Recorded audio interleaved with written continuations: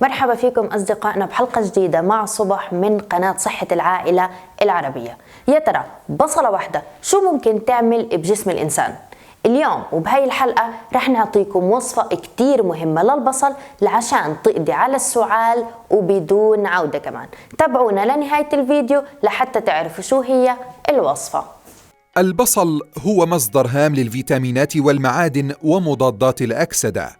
إنه يعمل على تقوية جهاز المناعة وإزالة السموم من الجسم، بالإضافة إلى ذلك مركبات الكبريت الموجودة في البصل هي عبارة عن مضادات حيوية قوية ومضادة للالتهابات، ما يجعلها مثالية لأعراض الأمراض الناجمة عن الفيروسات والبكتيريا، وفعالة في علاج السعال وطرد البلغم.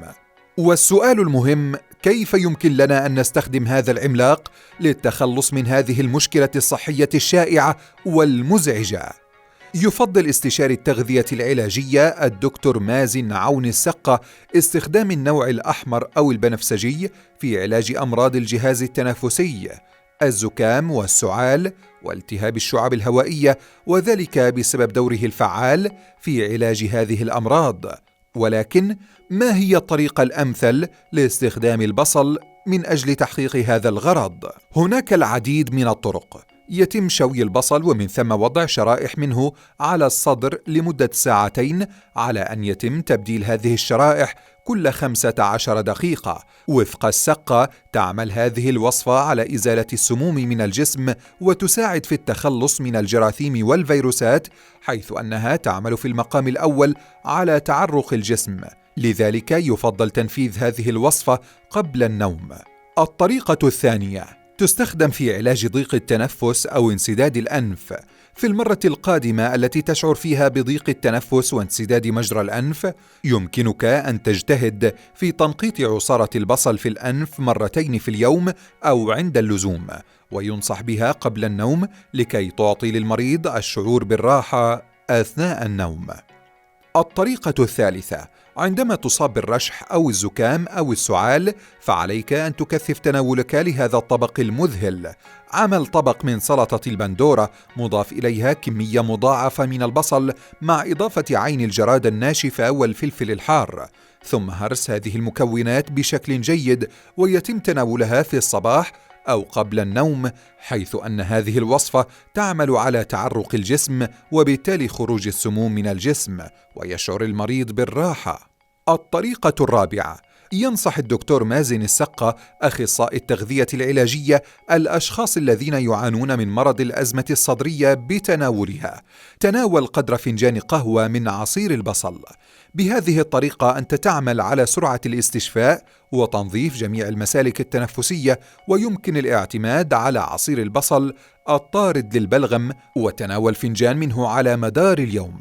وقد أكدت العديد من الدراسات، ومنها دراسة أجراها خبراء ألمان، نصحوا بإعداد عصير البصل يومياً حتى لا تتكون فيه البكتيريا والجراثيم. الطريقة الخامسة: البصل والعسل هما من أكثر المنتجات شهرة، مع خصائص مطهرة واضحة في ثنائي يمثل سلاح دمار شامل لمحاربة مسببات الأمراض. وتناول عصير البصل المخلوط بالعسل يعمل على تنظيف الشعب الهوائية بشكل فعال، ويقوي ويحفز المناعة والحصانة، ويختلط بالفيتامينات والعناصر الدقيقة، وله تأثير مهدئ للسعال ويعمل على تحسين إفراز السموم.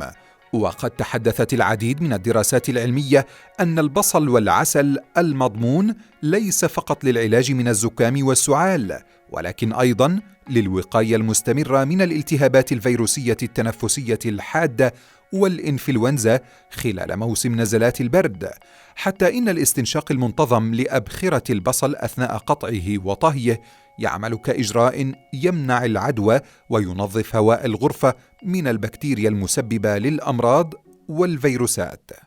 نتحدث هنا عن جزئية خطيرة ومهمة، هذا الخطأ الذي يقع فيه ملايين البشر حول العالم عند استخدامهم للبصل. اختيارك للمكونات يجب أن يكون دقيقاً، وإذا كان ممكناً شراء البصل في مزرعة خاصة أو من حديقة خاصة، وشراء العسل من المناحل الصغيرة من أصحابها الذين لا يسيئون استخدام الأسمدة المعدنية والمبيدات والأدوية، فهذا نور على نور. أما عن طريقة الاستخدام الأمثل، يطحن البصل بخلاط ويمزج العصير الناتج من العسل. خذوا الخليط، ويجب أن يكون ملعقة طعام 3 مرات في اليوم بعد وجبات الطعام. ونؤكد على أن نجدد هذه الوصفة بشكل يومي حتى لا يفسد البصل ويحتفظ بفوائده الصحية الرائعة. وعلى هامش هذا الفيديو، عندما تتناول البصل فإن خواص البصل تساهم في التقليل من التهاب الحلق والاحتقان. ونظرا لهذا المحتوى الغني من المغذيات الأساسية، يساعد البصل على الحد من وجود الفيروسات والبكتيريا المرتبطة بنزلات البرد والتهاب وتضخم اللوزتين. كما يحتوي البصل على مضادات الهستامين التي تحد بدورها من أعراض الحساسية.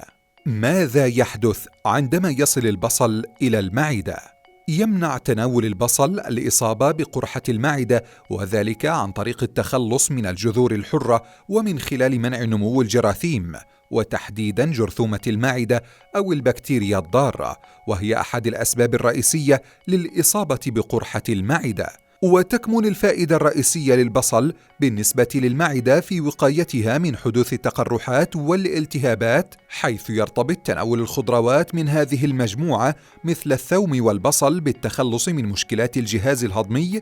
كما يحتوي البصل والثوم على العديد من مركبات الكبريت العضوية، والتي تتميز بخصائصها المضادة للأكسدة والمضادة للالتهابات. وقد سجلت العديد من الدراسات أن تلك المواد تحافظ على سلامة القلب، كما أن من يستهلك البصل بشكل معتاد يساهم ذلك في خفض خطر الإصابة بأمراض القلب والأوعية الدموية، وفق ما أجمعت دراسات عديدة تبعها فريق إعداد صحة العائلة العربية.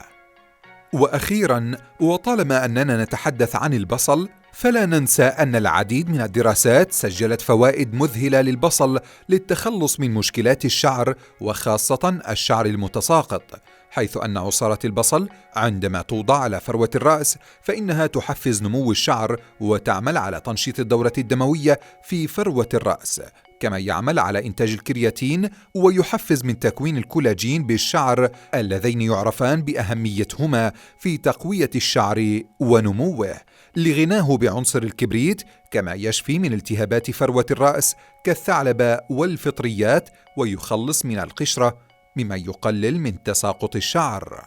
وبهيك بنكون وصلنا لنهاية هذا الفيديو. تابعونا في فيديوهات قادمة لتعرفوا أكثر عن مواضيع كتيرة معي أنا صباح.